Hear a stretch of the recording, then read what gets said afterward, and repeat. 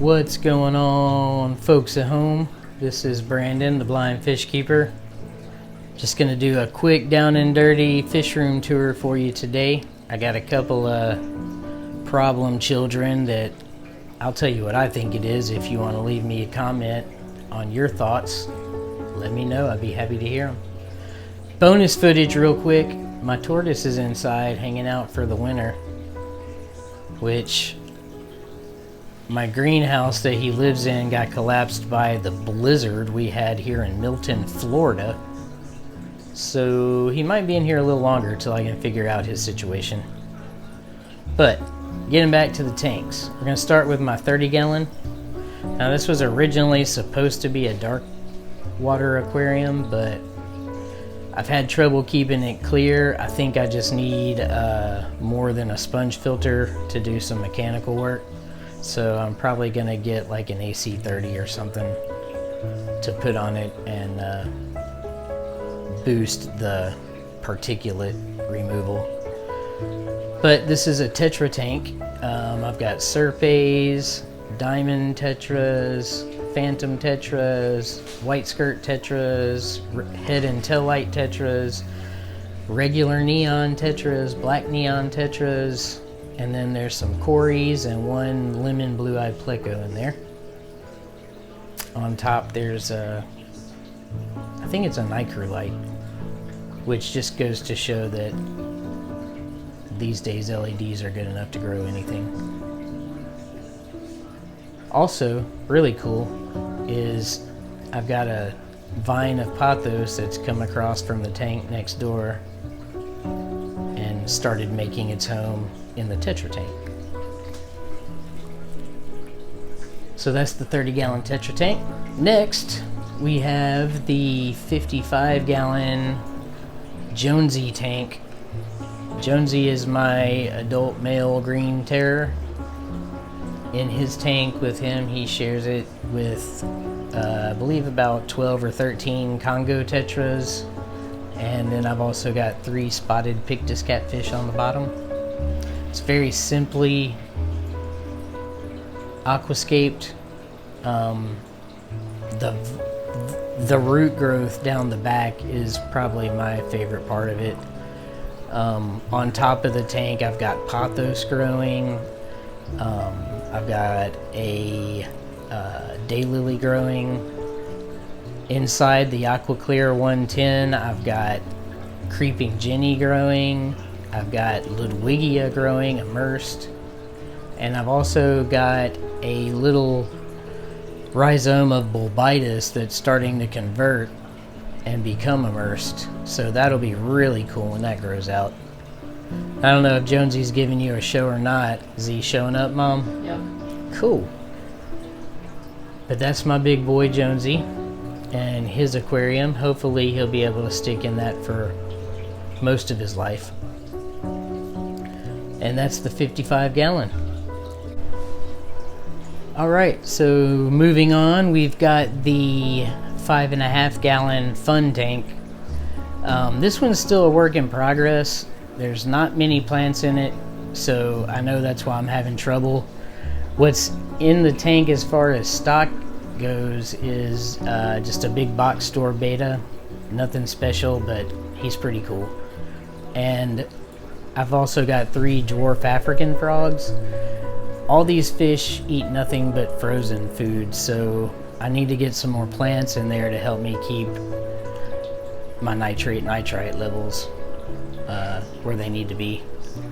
But again, this one's a tank in progress, so we'll get there. And they don't seem to be bothered. I do water changes about every day to every other day on it to keep it safe until I can get more plants in there. And again, we're working with another little nitrolite on top. So that's the 5-gallon. And now my major problem child.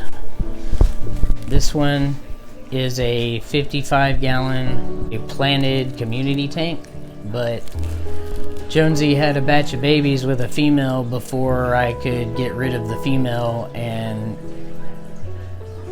now I'm left with these stupid baby green terrors that I can't get rid of and no one can catch.